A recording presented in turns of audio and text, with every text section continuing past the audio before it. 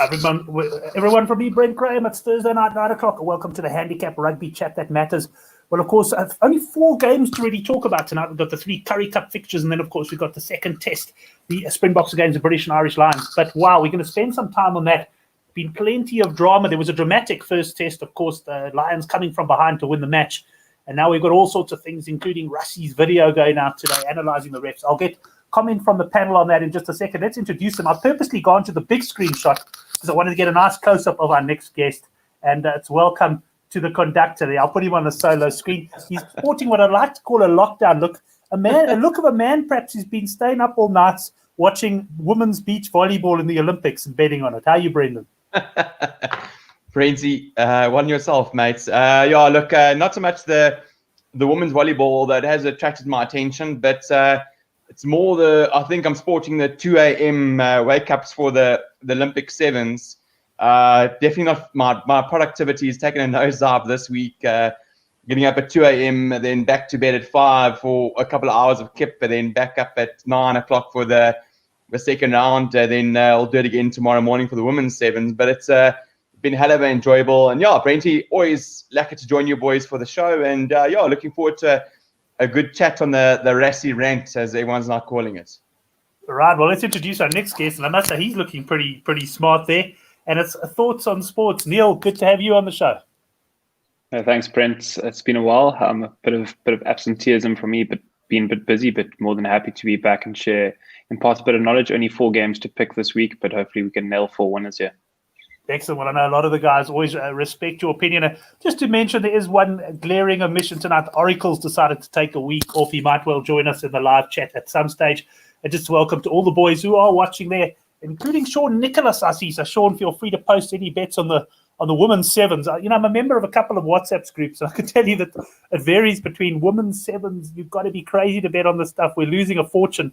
To gee whiz, this is actually pretty decent and get involved, So I guess it's all relative. But guys, we've got a massive weekend ahead of us, and let's start off with the Lions test against South Africa. I've got the series betting scrolling down below there, Brendan. 4-10 the Lions, 12-5 the Boks, and the draw, of course, at 22-1.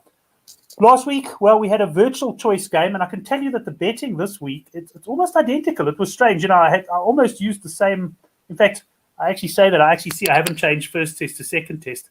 I literally used the same templates for the banners because there was hardly any change to the betting. We got a virtual. Yeah. Let's do that. As we got a virtual choice game. Now, I have noticed that if anything, a bit of money for the Lions though. They seem that they were sort of evens, and the Lions seem to have shortened to favourites. Certainly, this one's at World Sports Betting. Yeah, Brent, I thought the Boks would have been maybe a little bit more out than 21-20. I thought maybe a 1.5 or 2.5 plus. I think it's probably 1.5, I think, in most places. But I would have expected maybe a bigger plus considering that second half. But I think the guys still expect a very tight second half. A second test, sorry. Very, very tough one to call. Like I said to you boys before the kickoff on the first test, I cashed out my series bet on the Lions. I just sometimes money just isn't worth it, I guess. Being a Springbok supporter, so I really wanted to shout them home, and I'll be shouting them home in the second test. To bring it all evens. It is tough there. I agree with what you're saying. It is tough to overlook the Lions not to win the second test as well. But I think it'll be tight. Right. Well, just welcome to Mark there. I know he was hoping to see Oracle on the show, probably to give him quite a hard time after Oracle's comments last week. I must say, just personally from a betting point of view, it was a good match for me. I was on the Lions to win. And at one stage, I looked in quite a bit of trouble, but they did come back to get it. It was one of those games I definitely wouldn't describe as a classic test match. And there were certainly errors from the ref, whether he was quite as bad as people have made out. We'll talk now. And I see Dan just mentioning down from Straten mentioning they have a chat about the Rassie thing. We certainly will do that. But let me first get your comment on, first of all, last week's game, Neil, and then your thoughts on the markets this week. Yeah, so I think last week's game played out pretty according to plan. I think the Boks did blow it a bit in the second half. I did expect the Lions to win just obviously after that SAA game. Maybe Boks a bit light on the bench there, opting for 3 backs on the bench, which I was massively surprised about. and then just obviously not having sort of the brute strength of Vermeulen and a line-out option, just sort of that leadership. I thought the Boks would struggle just sort of to close out a game. They sort of almost looked like they didn't know what to do once they went 9 points ahead. So that was a bit of a surprise for me. So yeah, it's quite weird looking at the betting, almost identical to last week. So from my side, I've hammered down on either team by 7 or less again. I think that's just the way to go. And a bit unlike me to say this, but I really like the Springboks over 18.5 points. Ben O'Keefe bit big overs ref, and the Springboks would have covered that last weekend had there been a couple of penalties that had gone their way. I know that there was the sort of Mapimpi getting pulled back or whatever when there were 17 points on the board. So I think that should land quite nicely. I know it obviously is in Cape Town again, but the Cape Town Stadium is an overs ground, whether you like it or not, coupled with Ben O'Keefe, 18.5 points. The Boks know how to score points. So, yeah, I think that's a couple of points too low for me. Excellent. Well, we'll talk about the total points line as well now, because I also fancy that a little bit. I must say, just personally for me, what I noticed that after that game, a lot of people were saying Boks hard done by, and they felt the Boks would come back with stronger. I actually thought the Lions were pretty poor in the first half there, guys. I was quite worried about my bets. I had Lions over 19.5, and I had the Lions to win the game, and quite a few doubles ending on them.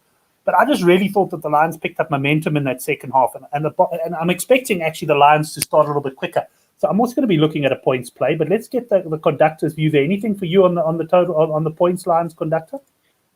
Brent, I must agree with Neil there. I also like the Boks over 18.5. I think maybe one or two of the tries that maybe didn't fall away in the first test probably might just fall away in the second test.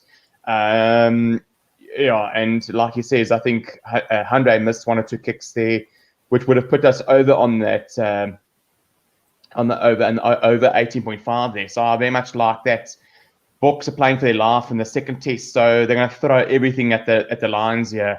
It's not a traditional Cape Town surface. It is a bit harder. It's not a great surface, to be honest. It looks very sandy, and like you say, it is at the coast. But I like that overs. It'll probably be my main play if I have to touch anything in this game. It'd be nice to have that so that I can shout the Boks home and shout the points overs, as opposed to taking the Boks on the board or Lions on the board. So I like that. I like the Boks over, even though I think it will be tight. I think it might be a little bit more open than the first test. Yeah, I was also leaning towards that as well. I was thinking, is this game going to be more open? And in fact, I was eyeing out the over 41.5 points. I see Southpaw also coming in there for over 18.5. And well done, Southpaw. He won our Olympic Games betting competition and kindly donated his prize back. So there is a competition currently running on the Good for the Game forum if you guys want to check that out. But Southpaw going Boks over 18.5, and I'm quickly having a surf around. I see Sunbet have got over 18.5 Boks points. Okay, they've shortened it now slightly to 5 to 6. Obviously, a bit of money coming for that. So just one thing I want to touch on, Neil, the pitch itself. I also agree with you. I mean, Cape Town Stadium is not Newlands. Newlands is very much an unders sort of ground. I think we all used to accept that. And the Cape Town Stadium's had a pretty good surface, but I was a little bit concerned. I know there's been quite a bit of rain in Cape Town, certainly last week and possibly a bit more this week. I was a bit concerned the way the surface was ripping up. Does that worry you at all as an overs player this weekend? Look, Brent, it would definitely worry me if I was sticking my neck out on a 48.5, 50.5 points line. Yeah. But a 41.5, as we've seen, the conditions could be as bad as possible. We know that that's 3 tries and pens traded, especially in a close affair. Any single opportunity, and let's face it, Henry Pollard can knock them over from a fair distance. He can knock them over from the halfway line on the coast.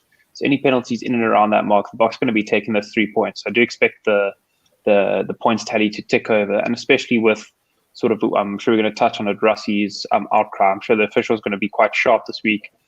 Maybe a couple more penalties. It would be fantastic if we could get an over or under line on match penalties this week. But yes, I expect maybe a slightly higher, and we've seen just 1 or 2 tries and that points total gets really close. So yeah, for me, Boks 18.5. The more I think about it, the more I like it. It's an absolute crack in my opinion. Agreed. Yeah, I also like that 18.5. I also like the 41.5. I must say, I do think the Lions will get their share of points as well. And let's start with you, Neil, then on Russie's video that he brought out today, because we sort of heard that video was coming out. We wondered what it was going to be. I haven't seen the whole thing. I've just seen a couple of clips, but essentially what he does from what I can gather, he points out various aspects of the game where the Boks were hard done by what he, I guess, is suggesting is some pretty poor or inconsistent officiating. Now, as punters, we do complain about the refs and that quite a lot. But first of all, did that surprise you that he would come out and do something like that? And secondly, what sort of a betting angle could we perhaps look at there? I would say it would usually surprise me, but after the whole Johan and the nosy one sort of debacle, it didn't surprise me. I expected there to be sort of a follow-up to that. So from my personal perspective, I've always been a big believer in respecting the refs, and that's just sort of how I was brought up on the sports field. It's quite important in the schoolboy rugby too, because there are obviously going to be numerous dodgy calls in that. But I think when you get to this level of sport and competition, once again, this happens every 12 years, there does need to be some form of responsibility taken from the match officials. And that's not just, I'm not just hating on Nick Berry here. This is also just a big jab at Marius Jonker. The biggest decision for me was that Hamish Watson yellow card. It's a yellow card any day of the week. And my big grip with World Rugby is the fact that why are they not having an official in the TMO who's been active in reffing in the Six Nations, so they got international experience recently, or who's been very active in Pro 14 or Premiership. Someone like Wayne Barnes, you stick him in there, he's a man for the big decision. He would happily yellow card Hamish Watson without even hesitating if he was in the TMO. Marius Jonker, when last did Marius Jonker ref rugby match? In my opinion, you have to have the referees sitting who are actively reffing in the TMO box. You can't have retired referees who now revert to sitting in the TMO box. They're out of touch with how the laws go. They understand that what World Rugby want to clamp down on. So yeah, for me, I think that they got it all completely wrong. I think it was slightly bad taste from Rassie pointing out a couple of offside. I watched the video, a couple of offsides penalties that were given away. The ref is going to make a couple of sort of average calls. You could blow a penalty. You could virtually blow a penalty at every ruck and more, couldn't you? So I didn't necessarily enjoy that part, but I do agree with him making a stand. And I think that a lot of people misinterpret that he's having a direct jab at Nick Berry. I think he's actually going straight to the top and he's having a jab at World Rugby and just sort of, people just not taking responsibility. I don't think that the refs are getting put on the spot as per se. But yeah, just a big jab at the whole officiating in the game of rugby union in general. That's it. And I saw another post, it could have been Squidge Rugby or someone on Twitter kind of saying, he wasn't, as much as he was jabbing maybe at the refs on the weekend, he was actually talking to this week's officials, really, is what he was doing. And I guess that's the worry. I disagreed personally with the way it was done. And my worry is, and this, it could play into our hands of the over 41.5 with penalties, is, does the TMO now feel obliged to virtually analyze every single ruck and maul? And are we going to get in a tremendous stop-start affair, which in fairness would probably suit the Boks, because I got the feeling in that second half that they were absolutely hanging on. Well, what did you make of the whole thing, Brendan? Yeah, Brenty, I love this game more than I love most things in life. And I woke up on Sunday morning with a bit of a sore head after too many lagers. And I was disappointed in terms of the social media, especially from the South Africans, the social media outlook on the game. It was a lot of blame and, this kick, and now they're drawing a line between Mapimpi's foot and Willie Leroux. And it's just, like you say, Brent, I think I agree with you, 50-50s. Sometimes they go your way, sometimes they don't. That's unfortunately rugby. Unfortunately, in Test rugby, especially like a British and Irish Lions series, the 50-50s, often that one decision often determines a game. I think we can look at that third test between the British and Irish Lions and the New Zealand All Blacks. Was it an accidental offside or was it a knock-on? If it was an offside against the British and Irish Lions, the Kiwis would have had a kick to win the game. And then suddenly the decision was changed. So this is not the first time we've seen contentious decisions in a B&I Lions series. That was my initial impression. I didn't enjoy social media that Sunday morning. It was a very ugly. You got the South African rugby scribes obviously had a bit too much to drink the night before on Saturday night, having an absolute go at Marius Jonker and telling him, he's this and he's that, and that wasn't nice to hear. Because ultimately, in the day, it is a sport we want to enjoy and we want to celebrate, and it's an incredible contest between the Boks, the world champions at the moment, and the British and Irish Lions. So it's you don't want to see this ugliness that's manifesting itself in the media and on social media specifically. That was my initial impression. Later on in the week, I think the impression that I've got, and I think many guys have raised the point, Rassie has sort of popped up, and he's sort of become quite, I don't know what the right word is, but he's sort of popped up, and he's sort of taking all the arrows at the moment. He's taking all the attention on himself. He's now releasing videos, Yaku Johan, and all this other nonsense. Suddenly, nobody's talking about the Boks. Nobody's talking about the fact that Jasper Visser has gone from playing from the Cheetahs to Leicester Tigers to starting against the British Irish Lions. Now I'm talking about Trevor Onyankani on the bench who's covering whatever position. I mean, there's been almost no talk about the actual Bok team. For me, I think some guys have talked about it. I've seen very little actually analysis of the teams itself. I think most of the guys, if we go on Twitter, most of the guys are talking about Rassie and the fact that he's saying this and ranting that. And to me, he's popped up and he said, listen, guys, I'll take the bullets. Jacques Nienaber can sort of step aside. Him in the Boks can train quite quietly, away from all the media attention. And I just want to just highlight, I said to a couple of mates today on a WhatsApp group, many people overseas don't understand that in South Africa, the economy is quite tough. So we have a director of rugby who also is the water boy. Many guys in South Africa have two jobs at the same time. Yes. So, Warren Gatland must understand this. It's tough times in South Africa. So you have two jobs. But he's done that. Okay, so that's the one thing. I agree with you completely. I don't, Warren Gatland, he didn't have a direct go at Marius Jonker, but he inferred that it was not ideal for the Lions to have a South African TMO, so there was pressure on him. I think in my mind, I didn't like the wording that Marius had when he was trying to award or not award the kick with Willie and Makazolo, where he sort of almost changed his wording mid-sentence. He said, well, we don't have any compelling, and then suddenly it's definitely. So that was very that was very strange, I must say. So, and that's where I sort of tend to agree with Mark Johan. I don't often do that, but he did sound very apprehensive to award anything, award that specifically. Sorry, Benty. Sorry, I just want to finish my sentence here. But I think often the rule of thumb is it must be clear and obvious, eh? Yeah, no, fair enough. And I mean, otherwise you should. And I must say, with that whole Willie LaRue thing, we were watching at someone's house, and I didn't realize we were streaming it. And the stream actually went down just after the try. And my first thing in real time, I thought Willie was well in front. And when we came back to try being disallowed, and I only saw it the next day. And I must admit, looking at it, and based on the fact that the ref had chosen to award the try, I've got to say that probably should have been awarded there. But I don't know. People are saying this is a master stroke by Rassie and that. I'm of the opposite opinion. I think this is I think there's a mistake. I think there's more pressure on this team now going in there than ever before. There's ridiculous pressure on the officials.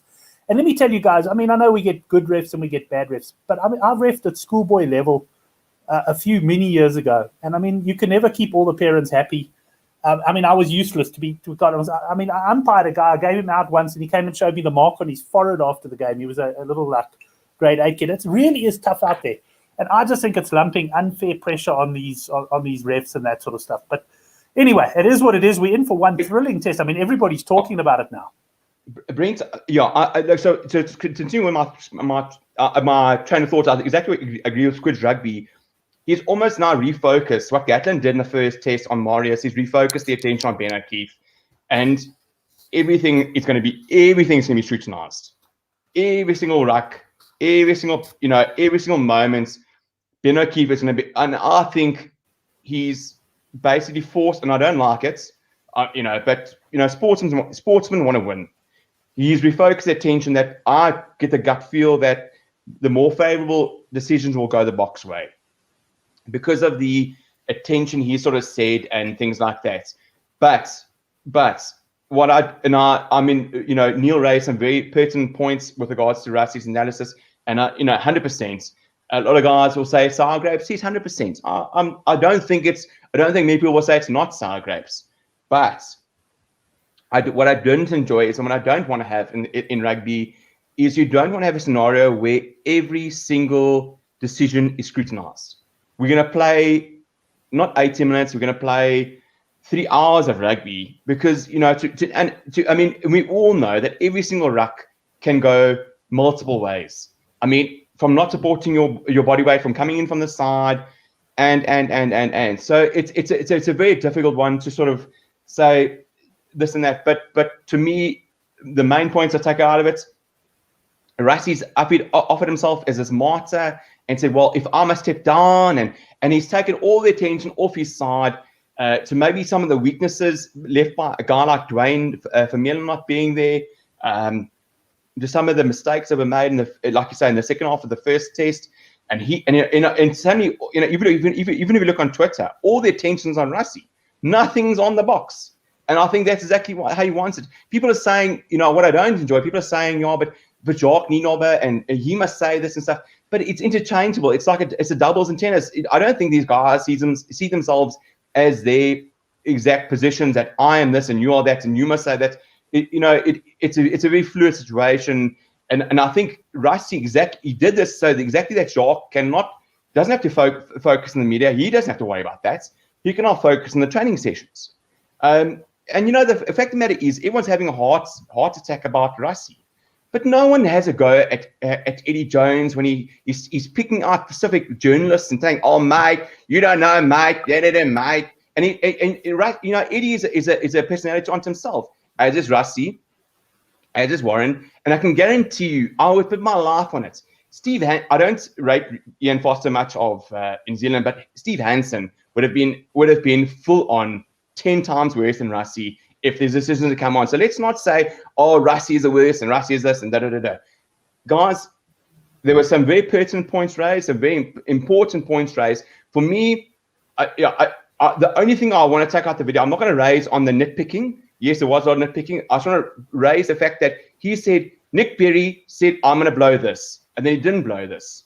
So then what? Then how do you? He's a very analytical kind of guy. He's training guys to say, listen, we're going to go into the ruck. We're not going to go in this way. We're going to go this way.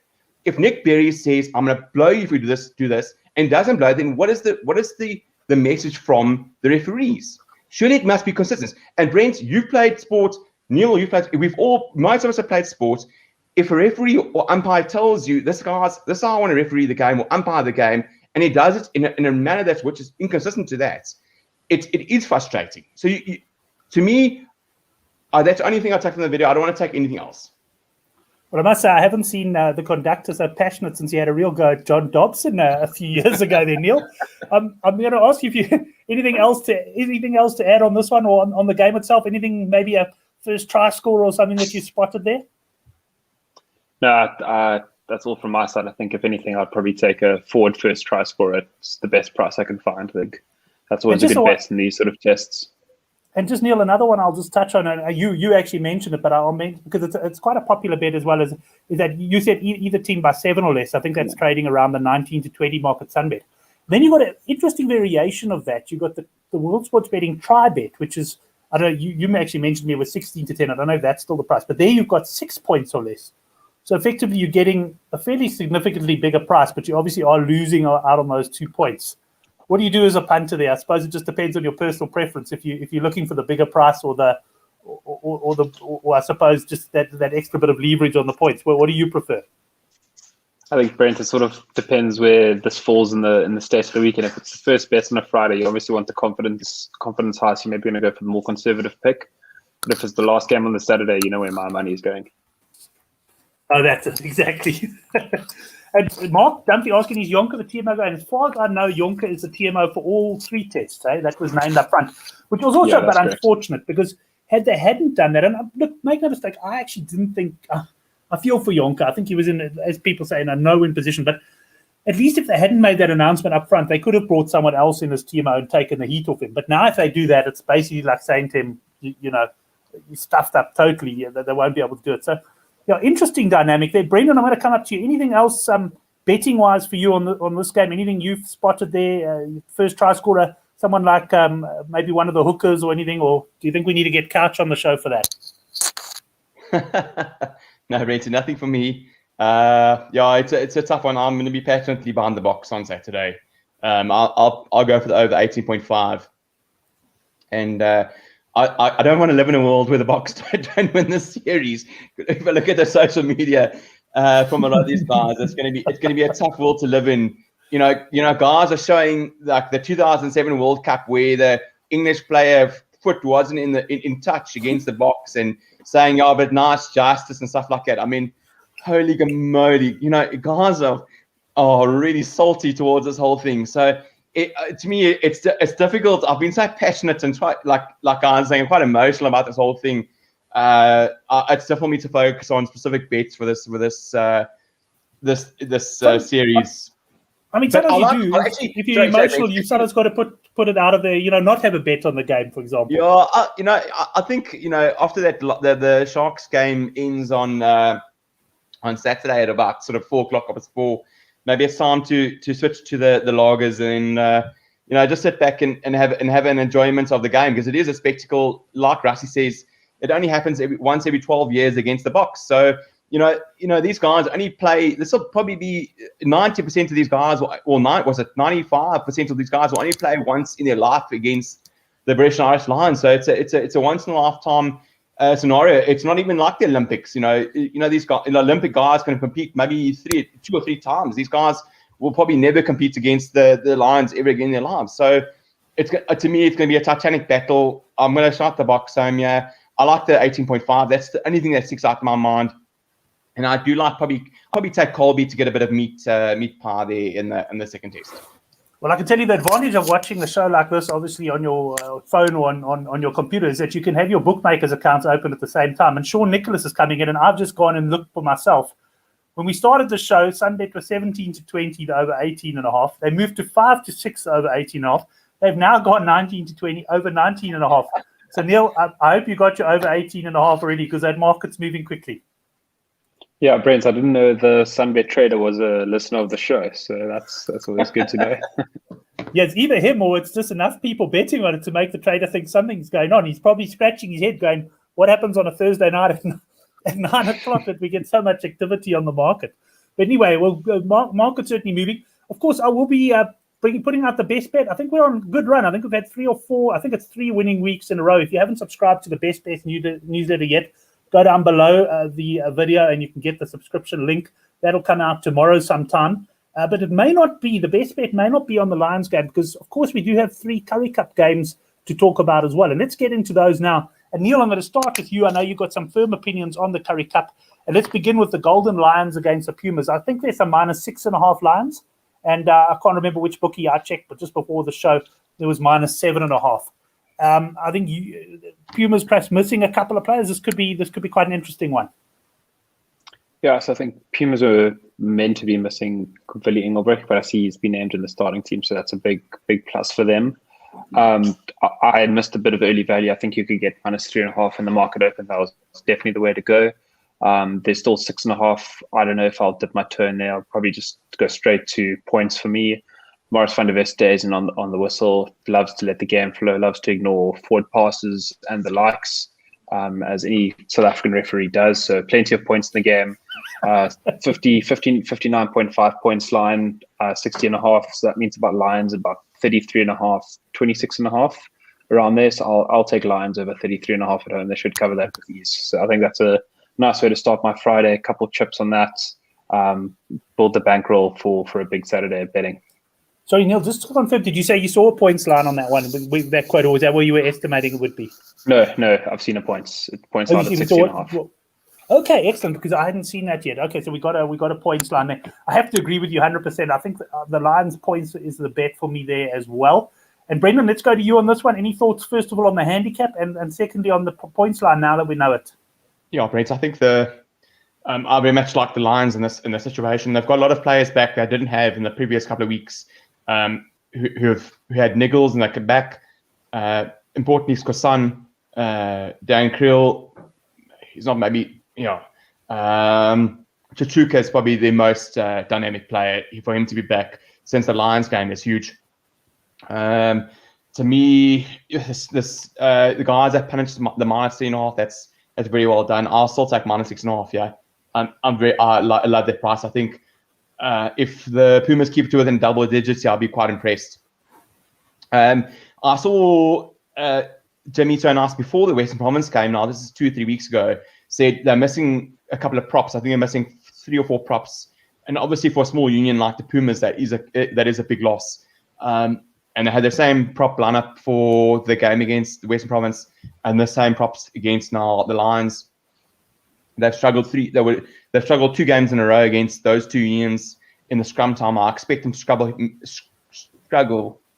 massively against the Lions in that regard.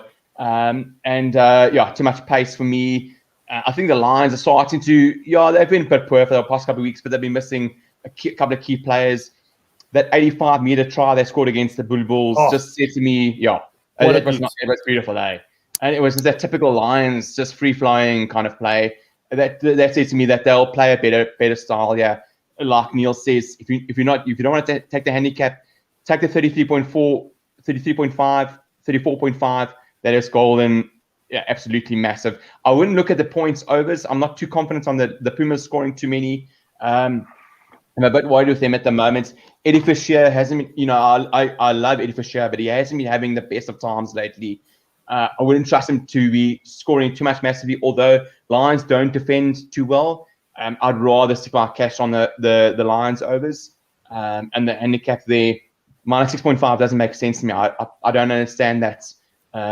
Guys with Wandile back, Dan Creel back, Courtnall back, Vincent back. So, it makes a hell of a difference, that Lions side. Just the whole thing. I mean, that's 4 very key players. I mean, any side missing 4 key players are going to struggle. And I really, at altitude, at a sort of 5 o'clock kickoff on a Friday afternoon, man alive. And like Neil says, Marius van der Westhuys, and that's got points written all over it. 34.5, phone your granny, phone the bank manager. That's big time cash. Neil, just to bring you in here, Shane's question there about do referees have a great influence on whether the total goes over, under, or is it just random variance? It's an interesting question because I know the likes of Henrik and I know the son of a punt guys and yourself. We talk about overs refs and under refs. Do you find that to be the case? I mean, or is it more just I don't know. It's a good question. South African rugby in general seems to be going overs at the moment. Is that because of the refs? So just to answer Shane's question, a big overwhelming yes. It makes a huge difference. I've got a list in my head written down of overs and unders refs and a couple in between. So just for example, the biggest overs ref internationally is Wayne Barnes. I think almost all of his games go overs. So no matter what the points quote is, I'll be leaning overs before even looking at the quote. Obviously, if it is a ridiculous line and conditions aren't favorable, then it'll be a no bet. But I'll never ever take unders if Wayne Barnes is on the whistle. Otherwise, Yaku Paper, also a big overs ref. And then on the under side, you have Brendan Pickerel. He's sort of carries the flagship for the unders punters. He just sort of slows everything down. And a good judge is sort of how they ref the breakdown and also how they approach the set pieces. So in the scrum time, usually a ref will give max one sort of reset for a scrum, but Pickerel he's quite nitty-gritty with his rule book. So he'll give a couple of resets and he'll go and speak to while the clock's running, he'll go and speak to the props, explain what they're doing wrong, and then try get another go. And then also, say for instance, if they're set for a line out and the team's too close to another side, for Pickerel, he'll blow the whistle and then stop, walk in between, and then try to separate them and get the correct spacing. Whereas a lot of other refs just let that play. So yeah, that's quite a telling factor. And I know there's a couple of guys on Twitter and they keep detailed stats of all the rugby games, and we're talking about, for example, when a team gets into the 22, how many times do they convert that into points? I would like to go one step further and have a look at a guy I look at a guy like Rasta. When the attacking team is in the 22, I almost expect that arm to come out and signal the penalty. And once that arm's come out and signaled the penalty, then you almost know there's points because they can throw it around, they can take a chance, and then he'll still bring them back, and ultimately they'll kick to the corner or whatever. So, the answer is there, a very definite yes. Before we move on to the next game, just to welcome Chris, who's come onto the show, and also Unbiased Rugby. We haven't spoken for some time. He, of course, he's got his own YouTube channel. And good to see Unbiased Rugby. Let us know what your views are of this test match coming up this Saturday. But let's move on to the next game. And Brendan, I'm going to start with you now. We've got the Western Province up against the Bulls here. This is a Province a +7.5. Now, first of all, is this game? Did I read somewhere that this game was taking place at Newlands? Yeah. Or is it taking place at the Cape Town Stadium? No, it's at Newlands, Brent. I think this game against the Bulls, and then I think one last game against the Cheetahs will be the last hurrah for Newlands, which is very sad. Like I posted a photo to the group the other day. It's a lovely ground to watch rugby at. It's an incredibly sad chapter for SA Rugby, but times will change and things like that do happen. Like Arsenal changed their ground. These big teams do change their ground, things like that. So incredibly sad times for rugby, but it is what it is. And last two games against the Bulls and Cheetahs at Newlands. So Ben, before we move on, I just want to highlight, and I think what Neil said is 100% correct. If you're looking at a game, you cannot just look at the teams.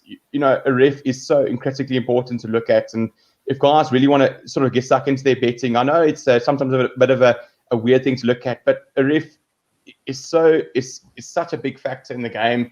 A guy like Brendan Pickerel is specifically, he almost wants to penalize the attacking team, going off their feet, coming from the side, stuff like that. He's very, very quick to blow the attacking team, and that's how he almost neutralizes the game between 22 and 22. So guys that want to go points over or even big handicaps, it's so important to look at refs.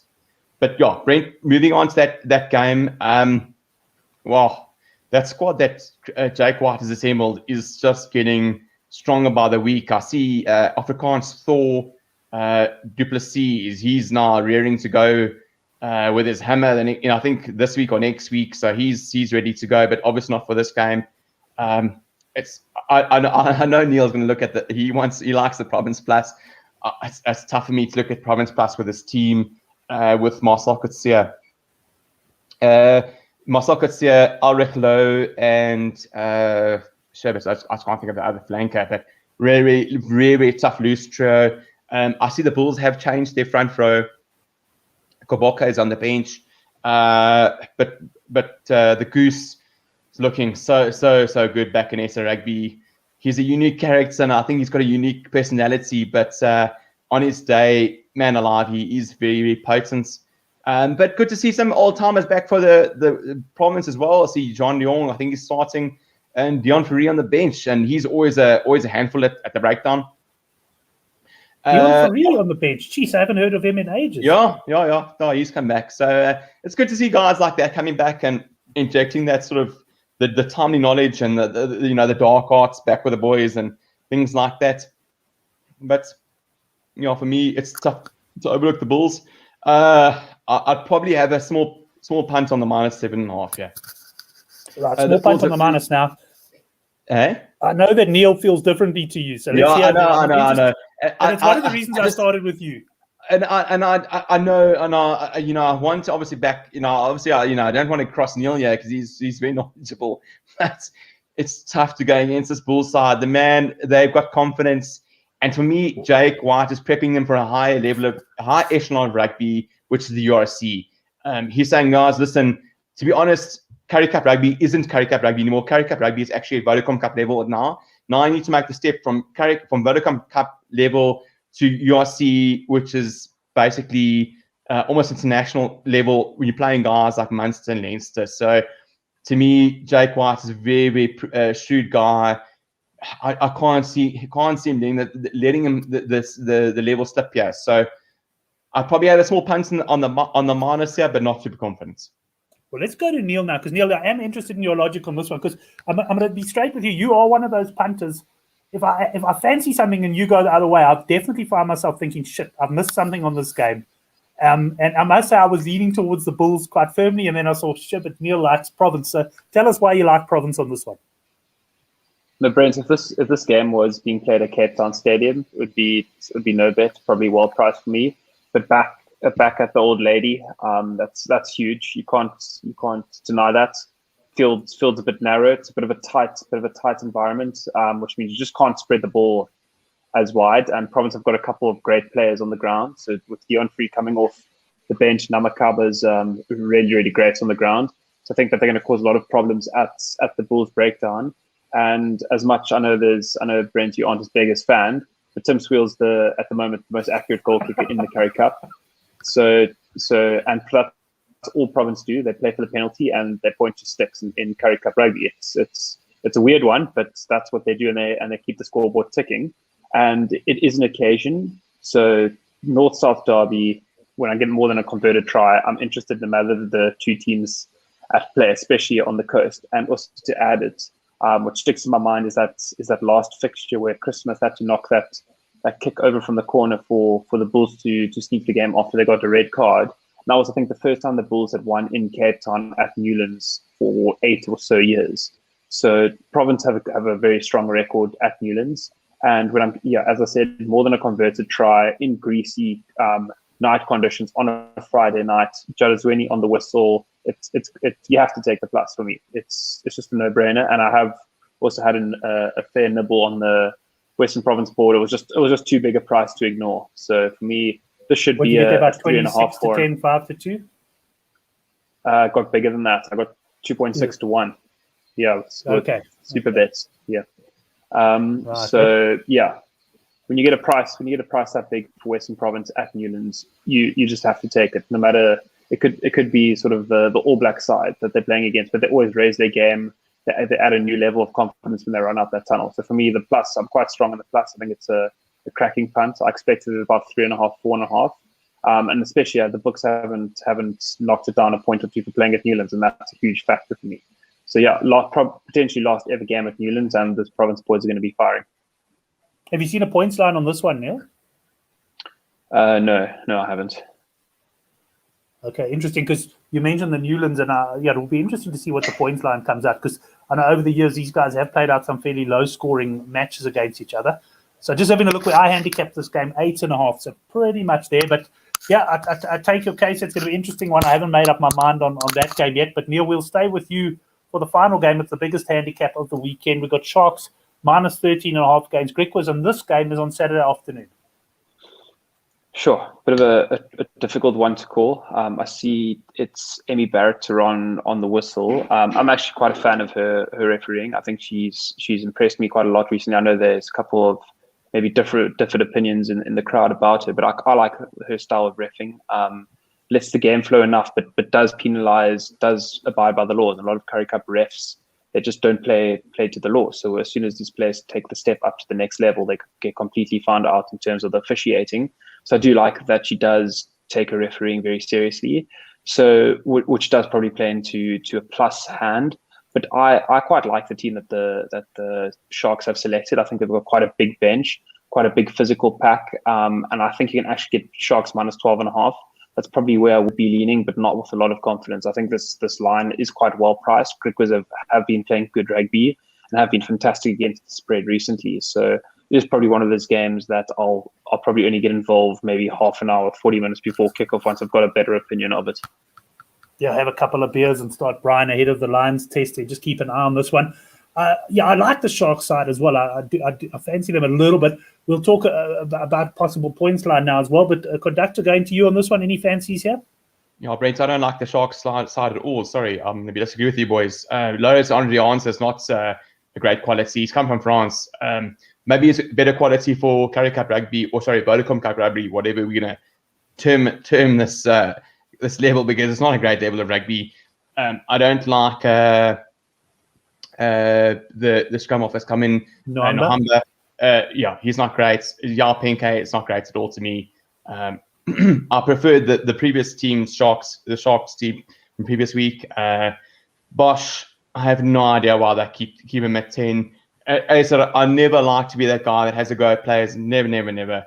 But to me, yeah, I don't know. I don't really understand the continued Bosch 10. I don't know why Lionel doesn't get at least a chance at 10. Impilo Gomedi at I think 7. I'm not a massive fan of this Sharks group. And then I think Manus Potita's out, and there's a new Sharks wing as well. I can't remember, but he's not an improvement on Manus. Griquas have played solid rugby. What they beat Province, they beat Cheetahs, They beat Province, they beat the Lions. Yeah, they're playing really solid rugby. I can't. To me, they've been really good to me. I mean, I had the Griquas to beat Province outright. I think I took them a bit late in the game at sort of 5 or 6-1. So they've been really good to me. I'm not going to deviate from this course to yeah. I really like what Griquas have done recently. They're very good. They're very well gelled side. So yeah, I'd probably 13.5, maybe a bit tight. For a bit more comfort, I'd probably take Griquas 17.5, 18.5 in the alternative handicap and multiply that to the Lions straight win. That'll give you close to 8 to 10, 9 to 10. That's a lovely little multi to chuck into your beer. And I see at the Crow Tips has also been on the live chat, and so you can watch his Twitter. He always comes up, and he's been on quite hot form. He takes normally a treble that works out to about even money, 12 to 10, and he's had some good success with that. He likes the minus 13.5 there. Southport just coming up with an Olympic bet. I'll keep an eye on the Good for the Game forum for more of those. I haven't caught as much of the Olympics yet as I might like. But Neil, let's just bring you in there on the points on this game. Have you seen any lines here, or is it too early, this game being on Saturday? No, seen no points line at all. Brent, it's quite funny. I just had a little bit of a giggle to myself now when I realized that the game I'm most involved in this weekend is a women's sevens match. So it's quite a strange feeling. And which game is that now? That's for France to beat Canada in the sevens. I think there's quite a few people on that. Yeah, I think that's an absolute cracker. Yeah, I think Soap and Conductor were quick onto it and alerted me, and yeah, I went straight in. And what sort of price we're getting there? I got 7 I'm to 10. imagining the market's moved because I know when those boys get on it, then the market does move. Yeah, no, big time. I got 7 to 10, but I've seen. I just look now, and you can still get 0.68. So I mean, it's close enough. Yeah, I think that's an absolute cracker. And if you do want to go a bit higher, you can still get minus 2.5, minus 3.5. Right. I haven't had a look at the sevens yet, but certainly might get involved. Conductor, I'm not going to suggest you get any further involved in the sevens. You look like you could do with a good night's sleep and a nice shower and a shave in the morning there, lad. Yeah, Brent, I'm heavily involved in the women's sevens as well. It's amazing how, after a couple of nights straight of men's sevens, you're like, no, I'm done. And it's time for bed day. Because, I mean, it's obviously cold in the Cape, but Brent, you and I know how cold it's been up in the north here. Man alive. It's like I'm like waking up here like the last survivor in the Arctic winterland, getting out of bed at 2 a.m, trying to put the kettle on. Even the kettle is struggling at 2 a.m to get going. But look, I enjoy the women's sevens, and what I do like about the women's rugby in general is if you take the men's rugby, I know this may be a massive oversimplification of stuff, but the men's rugby, you can often have guys like the Blitzboks who are able to nullify the incredible size of the Fijians in men's rugby. Where often it's not so much the case in women's rugby. That tends to be the physical presence of some of the girls in women's rugby tends to overpower some of the tackles, things like that. So it's nice to sort of look at that. So it was a lovely day betting this morning and shouting home. You're saying you're not going to get involved in women's rugby, then suddenly you absolutely massively deep on a women's game, shouting home New Zealand to beat Great Britain off their 21-0 down. So it's I love sevens rugby. It's such excitement and things like that. So I'm definitely involved on that French game. I like the French to beat Canada. My favorite French player should be back tomorrow, Fanny Horta, the captain of the France team. She's actually dynamic. And I like China minus 5.5 to beat Japan. Canada were very, very good. China were very, very good today against, I can't remember their second game, but they were quite good. So I expect them to have a good showing tomorrow morning against Japan. Excellent. Well, I must say, you guys perked up my interest. I'm not sure I'm going to get up at 2 o'clock to watch. So I've got a bit of a heavy day at work tomorrow. But yeah, very, very interesting that the boys are getting stuck into the ladies' sevens. So that brings us to our best bets. And I think you guys have already confirmed you like a sevens bet strong, but going back to the 15-man game, and Neil, we'll start with you. Your bet of the weekend. Lions, Golden Lions over 33.5. Also really like Box over 18.5, but obviously been snapped up in the space of 40 minutes, and then either team to win by 7 or less in the tests. And then, yeah, I hate to say it, but I do like Western Province plus 7.5. Right. Okay. So he's got some good fancies there. And Brendan, your best ones? Yeah, Brent, I like Sigma Lions. The Sigma Lions minus 6.5. You can find 6.5 or even 7.5 or probably at a push. I like Lions overs there. That'll be my best bets. And yeah, Rassie to be absolute king this weekend. Yeah, absolutely. But Brent, I just want to just mention one thing. Sorry, I didn't mention previously. In terms of the Rassie factor in this whole thing. Sorry, I know I'm going to. No, that's fine. I'm just laughing. You can see you're passionate about this one. But Brent, and the thing is, and you know, you'll know, and Neil will know. You know how many times we watch sports where guys will do certain things to influence momentum in a game. It's specifically important in tennis. Guys take a toilet break. You know, they just do certain things. Guys will fake an injury in football to slow the momentum of a game down, to change the things. I think what Rassie has done here, he's trying to change the momentum of the series. The momentum is now first game won to the Lions. So he's like, okay, listen, guys, we need to change the momentum. He's focusing a lot of energy on himself, to get momentum away from the win for the Lions to focus somewhere else, to change the momentum. So suddenly the Lions players not focusing on, okay, who are we playing now? Now they're all answering questions about Rassie's rants. So, to me, it's a very clever move by Rassie to sort of once again change the momentum of the series from basically the second test to why is they were talking about Rassie Erasmus. So that's it. But yes, best bets go the Lions, the Sigma Lions. The Sigma Lions. Just clarify that. Right, so the boys both like the Lions, either on the handicap and the points there. James, thanks very much. Just a special shout out to all the boys who joined us in the live chat. We certainly did have some great activity on the live chat tonight. And we'll see you guys next week for what may well be the decider, what may well be a dead rubber. Either way, it doesn't matter. We'll have opportunities to bet on it. I've already got my betting strategy for the dead rubber, by the way. I've already know I'm going to play that last game. But of course, first the Lions have to win the second test. So we'll see about that. But yeah, thanks a lot, guys. It was great having you on. And I just want to see, I see Steve Reed popping up on Facebook there. You can pick wingers who are secure under the high ball, and that will change momentum. Yeah, I like that one, Steve. We certainly did battle under the aerial attack there. But yeah, Brendan, first of all, to you, go and have about a couple of hours nap now. You can get up and watch your beloved Chinese Sevens rugby team play. Thanks for coming on the show and have a great weekend.